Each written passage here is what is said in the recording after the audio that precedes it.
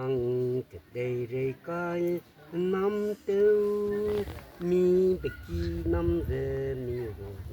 cầm la bạch chi răng cái răng mi na lui ai lung tiêu cầm nên đi đà nuôi bao ra tiếng răng rêu mà rai kêu kể đây kể đi tan giờ muang rai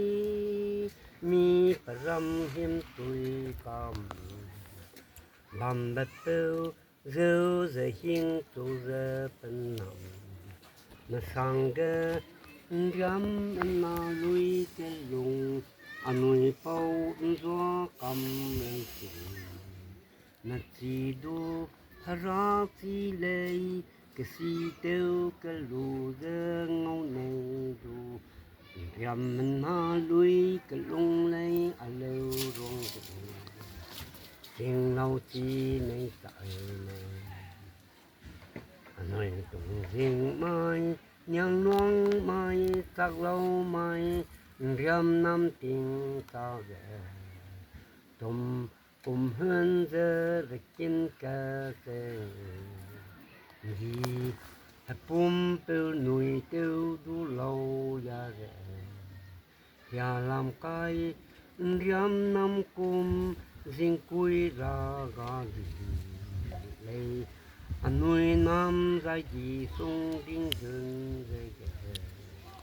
bàm lông cay nam cất yêu chung lấy ghé sang ra ngâm đu lại nàng chỉ xăm đinh dừng một đinh thêm ra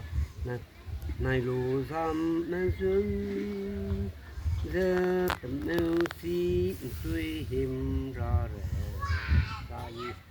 cái gu đi tiêu mà cuối na năm sau ra mi ta che ai tiêu kê hết bún năm giờ zoom leo đi là thầm nên giờ nay năm đi qua loa là giờ mi năm gửi đi cái tí su na chân cái hình cung hậu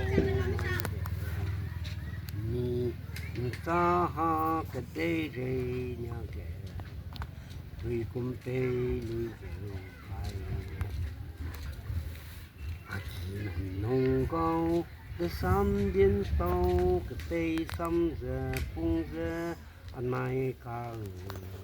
chỉ tốt trái hết bùm bêu nèo người du chi là điều cái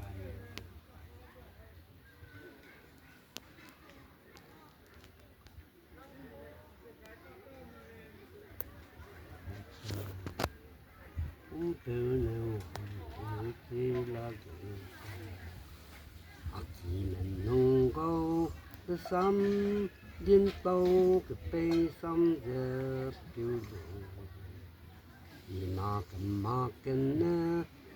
ning sam kema kin asam kema gang taka ke me ra tung gai bam re di lạc lei pa re nui di kana bin su che ke pau pra zang re bam ai tăng nu tình yêu được giang tu về ra thăm thiên dây này nằm nông câu cái xăm thiên tàu cái bê xăm giờ phiêu tôi tụi vào đây đó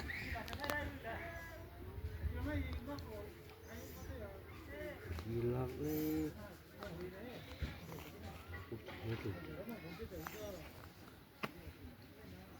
tương đường đó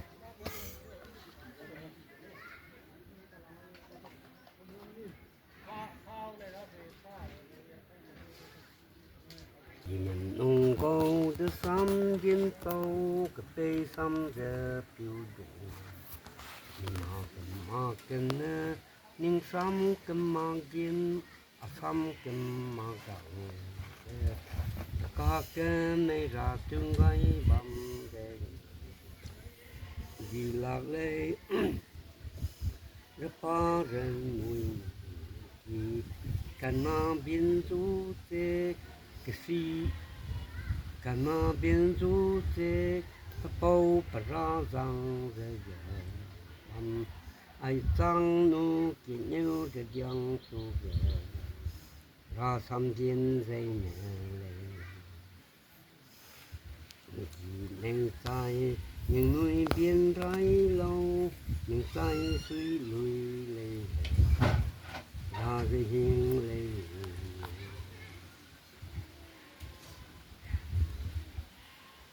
ta mình tôi cái tiêu bê có cái hình rai mi na ghé bằng mà ra sam cái hoa lâu lung suy chi tăng nữa sam ha cho sam ghé lu này cái bom cái qua nam cùng những nuôi chi nuôi chi cái tiêu này rây tiêu này cái rai ai đi ra cái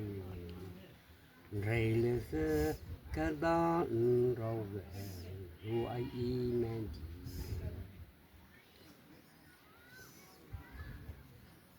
aki nung câu cái chính lấy cái chính là đây cái đó rau về ru ai men ru ai na cái sắm sa tu ai tu lùm ấy cái rây ai ra năm sang cái chi ra bi cái chi dân đều mà ra sai riam cầm hơn gì lệ y ra tiếng lệ ra nè chi ra tiếng lệ mình nông câu cái tiếng lấy nè cái dây lùng dây cùng dây lâu hát bùm tiêu xăm về năng cùng về cái chi riêng chi tết cái chi tiêu lệ tay như lạc lệ tay lần mà linh xa về ra cái hình lệ chạy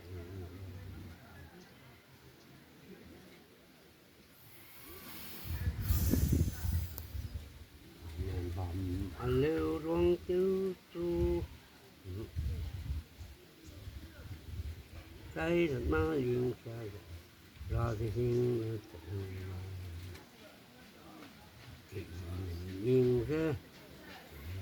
nhìn ra anh nắm tiêu đi được xe tơ sao mà lấy cái dây dơ đi dơ đi lưu